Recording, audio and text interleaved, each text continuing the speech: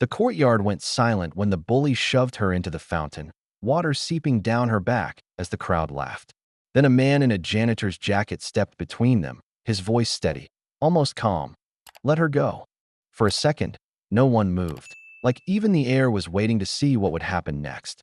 The courtyard carried that restless summer buzz that always made the air feel charged, a blend of damp heat and voices ricocheting off stone, with the fountain throwing thin silver arcs that caught in Emily Hartman's sleeves when the wind shifted, as if the day were already trying to warn her to move. She kept her head down over her phone, not to hide, she told herself, but to keep the peace, because sometimes the cleanest path through a hostile campus was to take the long way, speak less, and stay small until the bell rang and the tension bled off into the afternoon. The voice landed from across the space, broad and mocking, the kind of voice that performs for an audience before it ever addresses a person. Hey, Princess Hoodie. The words found their mark with lazy precision. Heads turned. Laughter sifted in. A few faces studied her not with sympathy, but with the curiosity people give to public inconveniences. Emily's fingers tightened around the phone until the edge pressed into her palm, and she told her breath to stay quiet, told her pulse not to rise to the bait, told every small reflex to keep her seated, because last week had already taught her what happens when truth interrupts hierarchy and you correct a professor who is someone's uncle. The shove was not catastrophic. That almost made it worse. It was small enough to pass as a joke, rough enough to carry intent, and it tipped her backward into the cold lip of the fountain so that water climbed the back of her hoodie and slid under her collar in a thin, humiliating ribbon. The bully's hand snatched her bag with practiced entitlement, not to steal but to display. Look what I can move. Look whom I can move. And the crowd gave him the confirmation he wanted, the little chorus of approval that turned her body into a prop for someone else's scene. Daniel Reed saw only the moment that mattered. A larger person using an audience to make a smaller person flinch. He hadn't been hunting trouble. He had a mop bucket nested by the library doors and a list of scuffed tiles to fix before the late shift, and his mind, by habit, was partitioned, always half on the work and half on the 8-year-old at home who would ask if they could fill the cracked water tube again when the sun dropped. But training leaves its afterlife in a man's bones, and the angle of a shoulder, the line of a jaw, the speed of a breath when fear hits. These are things you can read without thinking. He crossed the flagstones without haste, because haste can look like aggression, and aggression invites escalation. Let her go, he said, the words quiet enough to cut through noise, the way a steady tone sometimes carries farther than a shout. The bully turned, laughing reflexively, and then stalled on the man's posture. Not puffed up, not apologetic, just placed between, a stance that had purpose and room in it. And who are you? The bully said, grin widening for his friends. The cleanup crew? Daniel didn't blink. Someone who doesn't pick on people smaller than me, he said, and part of the crowd's smile faltered, because the line refused to play the script.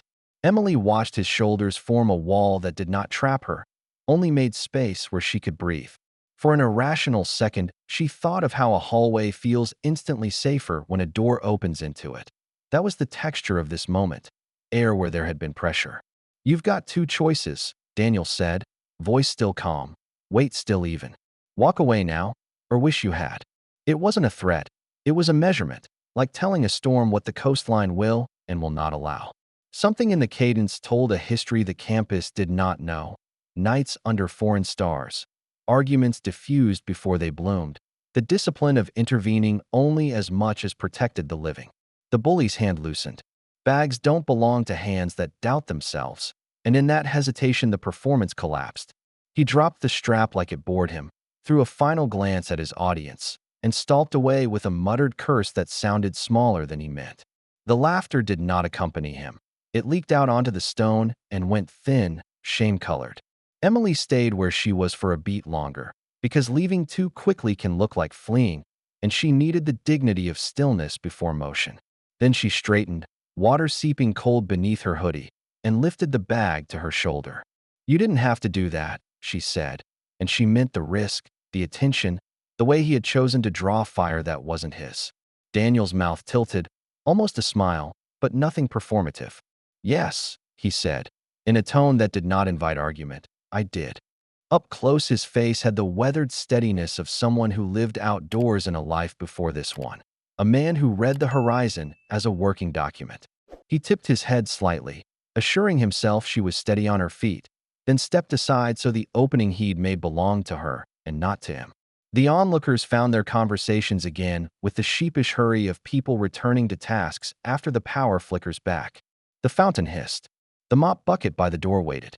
Emily watched him walk away toward it, a little startled by the fact that he did not ask her name, did not attempt a soft landing for his own ego with some quip about heroes or damsels or days saved. He'd stepped in and then stepped out, leaving her with something she hadn't expected to find on that bench, a small, intact center. She exhaled, adjusted her grip on the bag, and chose her path carefully across the stones, each step a refusal to shrink. He wrung out his mop with the same unhurried precision he'd used with his words. When he looked up and saw she had cleared the courtyard without interception, he let the line of his shoulders ease. The job list waited, the day resumed. But the water on his hands felt colder than the puddles on the tile, and he knew some shifts leave you carrying more than the tools you started with. He could live with that. There were worse weights in the world than having done the right thing where everyone could see it. Emily lingered at the edge of the courtyard long after the crowd scattered, unwilling to let the silence rush in too quickly. Her clothes clung with damp weight from the fountain, and she pressed the heel of her hand against her hoodie as if she could squeeze out the humiliation along with the water. The bully's laughter still echoed faintly, like a stain on the air. But what clung sharper was the image of the man who had intervened. Calm, steady, already back at his mop as though the confrontation had been no more than wiping up a spill. He hadn't asked for gratitude. He hadn't tried to stay. And that, oddly, made the moment feel heavier. She pulled the strap of her bag tight against her shoulder, forcing her feet toward the library steps. She wanted to vanish into the ordinary rhythm of the day, to let books and deadlines cover what had just happened. But the tremor in her hands betrayed her, so she stuffed them in her pockets, whispering to herself, "Keep walking. Keep steady. Don't let him see you shaken." Whether she meant the bully or the stranger, she wasn't sure. Daniel clocked out 2 hours later, rolling the mop bucket into the storage closet, locking it with the practiced click of someone who understood order as a kind of protection. The echoes of the courtyard scene trailed him into the evening. He told himself it was over. No report to file, no reprimand expected, but the tension clung like grit under his nails. You don't just step into someone else's storm and walk away untouched. He knew that too well. By the time he reached the small rental house on Cedar Lane, the sky had dipped into that orange-gray twilight that makes porch lights flicker on in sequence down the street. Liam was already waiting, perched on the front steps with a plastic water gun balanced across his knees. The boy's grin split wide as soon as his father appeared. "Dad, can we fill it? Please? Just once before dinner." Daniel felt something in his chest ease. The weight of the courtyard dissolved a fraction under that smile. "All right," he said, dropping his work bag by the door. "But only until the sun's gone." "Deal. Deal." Liam darted inside to grab the battered blue water tube they used as a makeshift pool, the one patched with duct tape and hope. Daniel followed, filling the hose from the side spigot, watching the water climb with a hiss and slosh. The sound, simple as it was, held more peace than any campus fountain ever could. They splashed until the shadows grew long, Liam shrieking with laughter, Daniel letting himself forget, just for those minutes, that earlier he had been a barrier in someone else's story. Here, he was simply a father keeping a promise. When the boy finally collapsed on the grass, wet hair plastered to his forehead, Daniel sat beside him and let the quiet settle. "You look tired," Liam said, eyes squinting up at the sky. "Just a long day," Daniel answered, brushing water from his arm. He didn't elaborate. The boy didn't need to know about bullies and courtyards, about how some fights still find you no matter how much you try to stay invisible. Inside, the smell of reheated spaghetti filled the kitchen. They ate at the small table, knees almost touching, the hum of a second-hand fridge marking time between bites. Liam chattered about a science project, about a papier-mâché volcano that was supposed to erupt next week. Daniel listened, nodding, storing every word as if each one were more valuable than the campus paycheck. When the dishes were done and Liam drifted toward sleep, Daniel stood in the doorway of his son's room, and watched the boy breathe in the soft rise and fall of childhood. He told himself, again, that this was the reason he had left the uniform, the reason he took the janitor job, the reason he kept his world small. Safety, stability, a life built on enough. But as he turned off the light, a stray thought unsettled him. Sometimes doing the right thing doesn't let you stay invisible. Sometimes it drags you into the kind of attention you never sought. He closed the door gently, promising himself he'd handle whatever came, if it came, the same way he always had, with steady hands and a clear purpose. The message came 2 days later, folded into an envelope that bore no return address, only his name written in a hand too precise to be casual. Daniel found it wedged between a stack of utility bills and a flyer for discounted tires. He opened it at the kitchen counter, with Liam leaning over a bowl of cereal, and read the short, clipped lines twice before speaking them aloud. Mr. Reed, you are requested at the Hartman residence, tomorrow, 6 p.m. No explanation. No signature beyond the embossed crest pressed into the paper's corner, a stylized H inside a circle. He didn't need a map. Anyone in the county knew where the Hartman estate stood, high on the ridge, its iron gates taller than most roofs. He folded the letter back into its envelope and slipped it under the sugar jar, as though hiding it could slow the ripple effect of the choice he already knew he'd have to make. Liam caught the shift in his father's face. "What's that?" "Just an invitation," Daniel said, his voice even. He smiled quickly, hoping it looked natural. "Nothing to worry about." The boy nodded, unconvinced, and turned back to his cereal. Daniel rinsed his mug and told himself he wasn't rattled. But the rest of the day moved with an undertow. When he reached the estate the next evening, the air itself seemed different. Even the road leading up to the gates had been designed for impression, broad, tree-lined, with lamps set at perfect intervals, as if money could choreograph light. Daniel eased his old sedan to a stop before the guardhouse. The man inside looked down at his clipboard, then up at Daniel, and his brows arched slightly, as if wondering what someone in a work jacket was doing here. But he pressed a button, and the gates unlatched with a slow, deliberate swing. The driveway coiled upward in long curves, each bend revealing more house, glass, stone, a structure that seemed designed less for living than for declaring presence. Daniel parked where instructed, at the base of the broad steps.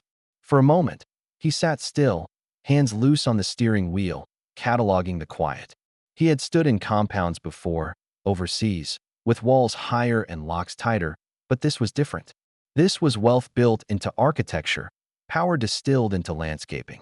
He breathed once, slow, and climbed out. Inside, the marble floor carried his footsteps in faint echoes. A maid led him without small talk through a hall lined with paintings he recognized only in the way you recognize something you'll never afford. Brushstrokes like currencies, frames worth more than his car. He kept his eyes forward, because gawking would diminish him, and he wasn't here to play tourist. They stopped before tall double doors. The maid pushed one open just enough for him to enter. The room beyond was quieter than he expected, light muted by heavy curtains, a fire licking in the grate despite the summer warmth outside. Two figures waited. Emily, seated with her posture tightly folded, and across from her, a woman whose presence filled the space even before she spoke. Victoria Hartman. He had seen her on magazine covers, once on the muted TV at the campus gym, headlines about mergers and philanthropy rolling under her image. In person, she looked neither larger than life nor softened by it. Her gaze was direct, level, like someone accustomed to cutting through noise. Daniel paused just inside the threshold. His instincts from long ago told him to assess, to anchor, to remain neutral until the field clarified. "Mrs. Hartman," he said, voice low, respectful but not deferential. Emily glanced up at him briefly, her eyes carrying the ghost of the fountain incident, then dropped them again. Victoria gestured toward a chair opposite. "Mr. Reed, please, sit." He obeyed, lowering himself with a deliberate calm, back straight, hands resting lightly on his knees. He did not fidget. He did not shrink. And though the room carried a weight of wealth and judgment, he centered himself in the only truth that mattered. He hadn't sought this meeting. He'd done what he believed was right, and if consequence followed, he would meet it the same way he'd met everything else in his life, steady, unflinching. The fire crackled. Victoria leaned forward slightly. You know why you're here. Daniel met her eyes without flinching. I can guess, he said. And the air thickened, waiting for her to confirm or deny. Victoria did not rush. Power rarely does. She let the pause do its work, then shifted her attention to her daughter. Emily, she said, the single word both invitation and instruction. From the beginning. Emily's fingers worried the seam of her sleeve, then stilled as she made herself meet her mother's gaze. It started in Professor Allen's seminar, she said, voice quiet but clear. We were discussing the journal article on regulatory capture. He misattributed a data table, said it came from the Commission's 2018 report when it was actually from 2016. A small, wry breath. I corrected him. Politely. Victoria's mouth tightened a fraction, a sign Daniel read as familiarity with the politics of pride. Emily continued. After class, he smiled like it was nothing. But the next week, the TA forgot to circulate my paper. Small things. A few students noticed. One of them, her shoulders dipped before she reset them, decided it would be fun to make me the lesson. Comments in the hallway. Teacher's pet. Princess of footnotes. It escalated. Yesterday, at the fountain, he shoved me. Took my bag. Performed it for a crowd. Her gaze flicked toward Daniel and then back down. Mr. Reed intervened. Victoria turned to him. Describe your part. It wasn't a challenge so much as a request for a clean record. Daniel nodded once. I asked him to stop. Placed myself between them. Kept my voice low. Told him to walk away. He lifted a palm slightly, an almost apology for the simplicity. He did. And if he hadn't? Victoria asked, the question crisp with implied contingencies. Then I would still have kept my voice low. Daniel said, tone unchanged. De-escalation first. Crowd control matters. People do dumb things when they think they have an audience. He didn't add that he had learned this in places where the stakes were measured in more than pride. The room didn't need the weight of that biography. Emily's mouth curved, a tired, grateful line. He didn't posture, she added, speaking to her mother now. He just made space. It's hard to explain. It felt like oxygen returned. Silence settled again, the kind that isn't empty but evaluative. Victoria leaned back. Names. Emily hesitated. I can give them, but I don't want this to turn into a spectacle. I want it to stop. It will, Victoria said, with the unadorned certainty of someone accustomed to aligning outcomes. But we'll choose the method that leaves the institution better, not just quieter. She shifted to Daniel. You returned to work after? Yes. You didn't file a report with campus security. I wasn't asked to, Daniel said. And I prefer not to escalate when the target doesn't want attention. Sometimes the cleanest help is the kind you don't write down. Victoria studied him as if weighing that philosophy for defects. You understand that discretion looks like absence to people who equate help with visibility. I understand, he said. But I answered to the result, not the optics. Emily's eyes warmed at that. That's what it felt like. Victoria folded her hands. The fire's reflection climbed her wedding band and trembled there, a flicker of light on a symbol that, in another family, might have meant something different. Emily, she said, you will send me a written account tonight. Dates, times, language used. No embellishment. Just facts. She faced Daniel. And you, Mr. Reed, why did you step in? It could have been a trap. Solicit the heroic answer and then puncture it. Daniel didn't dress it up. Because he was bigger and enjoyed it, he said. Because everyone else liked the show. Because I have a son, and if he were the one at that fountain, I'd want a stranger to bother. The admission hung in the room with a gravity that surprised even him. Emily swallowed, the sound small in the hush. Victoria's gaze did not soften, but something in it acknowledged a shared axis. Protect the young, hold the line. You changed the story's direction in 30 seconds, Victoria said. That isn't nothing. It shouldn't be rare, he answered. Yet it is, she said, almost to herself. Then, with that, the accounting closed. She looked at Emily. You were right to correct a mistake in public. The price you paid for doing it will not be paid again. To Daniel. And you, Mr. Reed, will not be punished for refusing to look away. Emily exhaled, a breath she might have been holding since the fountain. Thank you, she said, first to her mother, then to Daniel. The second thank you quieter, heavier. Victoria stood, a signal the meeting's phase had ended. There is more to discuss, she said, and Daniel could hear in the cadence that more meant a widening circle beyond this room.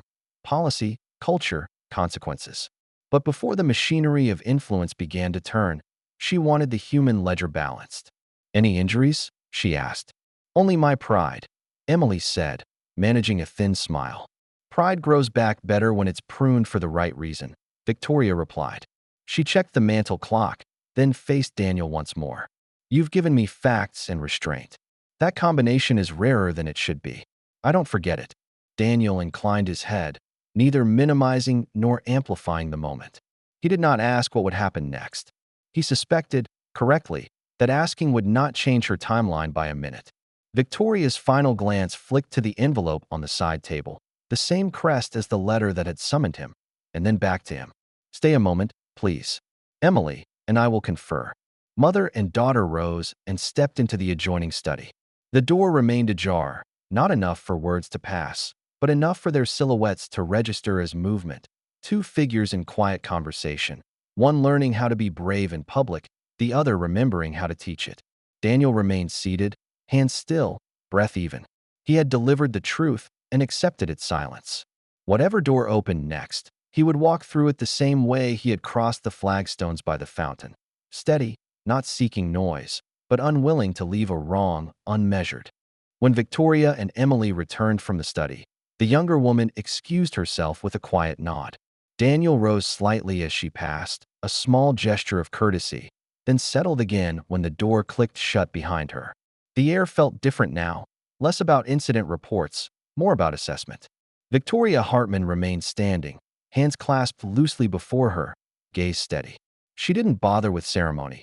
People at her level rarely did. "I want to tell you why I asked you here," she began, voice even but carrying an edge of something more personal than corporate authority. It wasn't only because of the fountain. She paced once toward the fire and back again, as though collecting threads before knotting them. "Yesterday, before I left the campus board meeting, I saw you. Not in the courtyard, before that. At the maintenance lot." Daniel's brow furrowed, but he kept silent, letting her continue. "You didn't notice me," she said. "I was in the back of the car, window down. I saw your son, Liam, is it, chasing soap bubbles across the asphalt while you were loading equipment. He laughed so hard he nearly fell, and you caught him with one arm, balanced the bucket with the other, and kept talking to him like he was the only person in the world worth listening to." Her eyes narrowed slightly, not with suspicion, but with study. "It struck me." Daniel shifted, caught between surprise and the faint defensiveness that comes when private life is observed by strangers. "We make do," he said simply. Victoria nodded. "Making do," she repeated. "That's exactly what it looked like. And yet, it was dignified. You weren't embarrassed by the patch toy tube or the way your car door stuck when you opened it. You just lived in it, and you made it feel like enough for him. That is rare." She paused. "Especially rare in men." Daniel's jaw tightened, uncertain whether to receive the words as compliment or diagnosis. "He's my son," he said. "That's the job." "It is," she agreed. "But too many fail at it. They chase pride, or escape it, or mistake control for care. You didn't. You showed him steadiness. Children remember steadiness longer than comfort." He let the silence hold, unwilling to fill it with anything self-congratulatory. Victoria studied him for another beat, then spoke again, softer. "I measure people by how they act when there's nothing to win. You could have ignored the fountain scene. You could have thought, 'Not my business,' and finished your shift. No one would have faulted you. But you didn't. And when you went home, you didn't turn it into a story to inflate yourself. You filled a tube with water for your boy." Her gaze lifted toward the ceiling, as if she were weighing her own history against his. "I built this empire, Mr. Reed, because I learned to read men. Investors, rivals, partners, they all play variations of the same games. But what I've learned late in life is that character doesn't always announce itself in boardrooms. Sometimes it mops a floor. Sometimes it kneels to tie a child's shoelace." Daniel inhaled slowly, steadying himself against the heat rising in his chest. Not pride exactly, but the uneasy recognition that someone had seen more of him than he'd meant to show. "With respect," he said, "I didn't do any of it for recognition." "That's why it matters," Victoria said. She turned toward the fire, watching the flames catch along a split log. "This family has power. That attracts sycophants, opportunists, and predators. My daughter needs people around her who don't want anything from her. And you want nothing but to protect what's already yours." Daniel held her gaze when she turned back. He didn't contradict her, because she was right. Liam was his compass, the only treasure he guarded without apology. Everything else, status, salary, reputation, was negotiable. His son was not. Victoria's expression softened for the first time. "You remind me of my father," she admitted quietly. He wasn't wealthy. He ran a hardware store. But he believed a man was measured by whether his family could sleep safely at night. "That is still the truest measure I know." Daniel inclined his head. "Then he was a good man." "He was," she said. Her voice caught the faintest edge of memory, then cleared.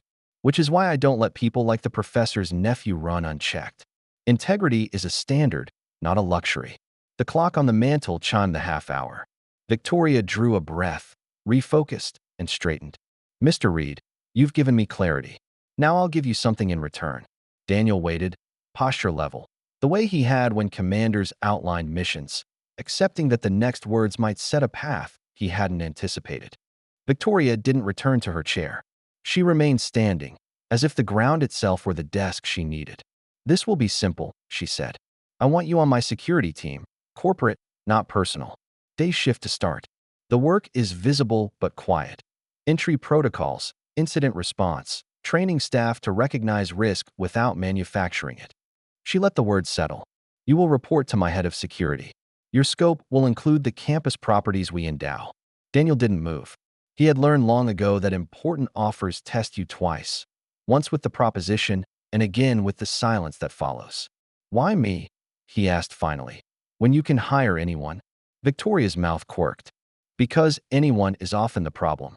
Men who like uniforms for their mirrors, who escalate to prove they exist. You didn't. You made space. You used as little force as solved the moment. I value that more than a resume full of force you were eager to use." He waited. A new job meant new schedules, new logistics, the end of slipping home early on Fridays to meet Liam at the bus. It meant being seen in a way the janitor's badge never required. He thought of the patched water tube, the cheap wheels on his sedan, symbols of a life that worked precisely because it asked for very little from the world beyond their door. "My son is 8, he said. "Everything I decide runs through him first." "As it should," Victoria replied. "So I'll be plain. The compensation will more than double what you make now. Health coverage improves. We'll arrange tuition at the academy my foundation sponsors, if you choose it, for Liam. No strings attached. If he doesn't like it, he leaves. Additionally, your shift can be fixed around school hours. You won't miss pickup." Daniel's chest tightened. Money had never defined him, but stability had. He had calculated the price of every dentist visit, each winter coat. The academy. He had driven past its stone gate once, watched a boy in a navy blazer sprint across the lawn with a trumpet case. He had kept driving. "It sounds like charity," he said, testing the edges for trap. "It isn't," Victoria said. "It's an exchange. You bring judgment I trust. I pay you fairly and invest in your son because strong families reduce risk better than any camera system I can buy. Think of it as alignment of incentives." He let out a breath that wasn't a laugh. "You make it sound like a spreadsheet. I make it sound like the truth," she countered. "You protected something that mattered to me without asking what it would earn you. I protect what matters to the people who protect mine. That's not charity. That's policy." He studied the fire, then the window glass where the last of the daylight made a pale square. "What about the professor's nephew?" he asked, not as a condition, but because leaving that thread loose felt wrong. "That situation will resolve through channels," Victoria said. "You won't be involved. My daughter will not carry the cost for speaking accurately in public." She paused. "Neither will you." Another silence, shorter. Daniel pictured Liam at the kitchen table, tongue between his teeth as he folded paper footballs, grinning when they skidded into the goal Daniel made with 2 forks. He imagined telling him about a school with a science lab that smelled like possibility, about afternoons he would be at the gate on time, every time. He also saw the risk, exposure, responsibility, a seat at a table where mistakes echo. "What if I say no?" he asked, needing to test choice rather than default to gratitude. "Then I shake your hand," Victoria said, "and we never speak of it again. I don't buy people, Mr. Reed. A beat. I invest in them if they want to be invested in." He looked up. "And if I say yes?" Then you start Monday, she said. You'll spend the first week learning our protocols, the second shadowing building leads. By the end of the month, you'll lead drills at the campus center. Quietly, no shows of force. She tilted her head. And Liam will have a place at the academy by the term's start, should you accept it. No press release. No photo. Just a registration form. It was not the kind of decision that required ceremony. It required only alignment of purpose. He straightened, felt the balance settle. Yes, Daniel said. The word was calm, unadorned. I'll take it. Victoria's nod was small, satisfied. Good. My office will send the paperwork tonight. Read every line. Push back where you must. I will. She extended her hand. He took it. Her grip was firm, not performative. One more thing, she said, releasing it. You will have authority to say no to me in matters of security. He blinked, surprised. To you? To me, she confirmed. Power is safest when someone in the room can refuse it. If I demand a measure that endangers people to preserve my convenience, you will tell me. And you will keep your job when you do. A small, almost private smile. My father would have required the same. Daniel nodded once. Understood. Then go home. Victoria said, a gentle dismissal. Tell your son you'll be there at pickup. He turned toward the door, then paused. Mrs. Hartman, he said, and when she looked up, he added only the words he had. Thank you for trusting me with something that matters. You did that first, she answered. He left the room with the same steady gait he'd used to cross the courtyard. Not faster because the stakes were higher, not slower because the floor was marble. Outside, the evening had cooled. The gate lights blinked on in sequence, and for once, their choreography felt less like display than direction. He drove down the long curve of the drive and back toward Cedar Lane, already framing the conversation he would have at the kitchen table. We'll try a new thing, son. We'll try it together. 3 months later, the mornings in the Reed household began differently. No more rushed breakfasts with Daniel wolfing down toast while Liam balanced homework on his knees. Now, their rhythm had steadiness. The alarm still rang at 6, but instead of pulling on a faded janitor's jacket, Daniel buttoned a dark blazer with a security badge clipped discreetly to the pocket. Liam noticed the difference first. You look like someone who gets listened to, he said one morning, grinning through a mouthful of cereal. Daniel had chuckled, tugging gently at his son's cowlick. Clothes don't do that, kid. Choices do. Still, he had to admit, the new role fit differently. He wasn't just pushing a mop down tiled hallways. He was training staff to see what he saw instinctively, the tension before a problem, the small cues that signal escalation, the subtle ways crowds turn. And when he walked the glass atrium of the Hartman Corporate Center, people looked him in the eye, not because of the badge, but because he carried himself as if he had nothing to prove. For Liam, the shift had been even sharper. The academy's halls gleamed with polished wood, and the classrooms carried the hum of eager competition. At first, Daniel worried his son would feel small among children with last names that adorned buildings. But the boy had found his footing quickly. He came home one afternoon bubbling about the science lab. Dad, they have a whole wall of microscopes. Not one. A whole wall. Another day, it was the library. It smells like old paper and polish, like adventure is hiding on the shelves. Daniel listened, pride running beneath his calm exterior like a current. Each story was proof that saying yes had mattered. Emily remained a quiet presence in this new chapter. She didn't orbit Daniel's life, but she crossed it in small, genuine ways. At the academy gate, she once bent down to ask Liam about his project, and he launched into a 5-minute description of papier-mâché volcanoes. She listened, not distracted, not patronizing. Later, she waved at Daniel with a brief smile that carried no expectation, just acknowledgement. Once, when he held a door for her at the corporate offices, she murmured, still making space. He had answered only with a nod, because some recognitions don't need embellishment. Victoria, for her part, did not hover. She treated Daniel as she did her executives, direct, demanding, fair. But occasionally, in meetings, she watched him with a look that suggested something more than professional assessment, something closer to respect. Once, when a contractor pressed for a flashy but unsafe renovation at the campus center, Daniel had said, no, clear and unyielding. The room had gone still. Victoria had leaned back, satisfied, and closed the discussion with 4 words, you heard my officer. Afterward, in the hallway, she told him quietly, "That's why I hired you." On a late autumn evening, Daniel stood on the academy's lawn, waiting for Liam to come out from chess club. The air smelled of cut grass and wood smoke from nearby houses. Children spilled out in uniforms, laughter carrying across the dusk. Liam ran toward him, blazer flapping, backpack bouncing. "Dad, I want a match," he shouted, breathless, eyes alight. Daniel crouched to meet him, gripping his shoulders. "I knew you would," he said. And he meant it, not as a prediction, but as a recognition of the boy's growing confidence. As they walked to the car, Liam chattered about rooks and pawns, about how one small move could change everything on the board. Daniel listened, his mind flicking back to the courtyard months ago, the fountain spray, the crowd's jeers, Emily's pale face, his own voice steadying the storm with a few calm words. 30 seconds of choice, and here they were. A boy in a better school, a man in a role where his judgment mattered, a family whose trajectory had bent towards something steadier. He opened the car door for Liam, then stood for a moment, looking at the fading light over the ridge where the Hartman estate caught the last fire of the sun. He thought of Victoria's words, "Power is safest when someone in the room can refuse it." He thought of Emily, shoulders squared again.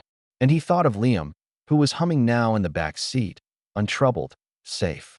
Daniel slid behind the wheel. "Ready to go home, champ?" "Always," Liam said.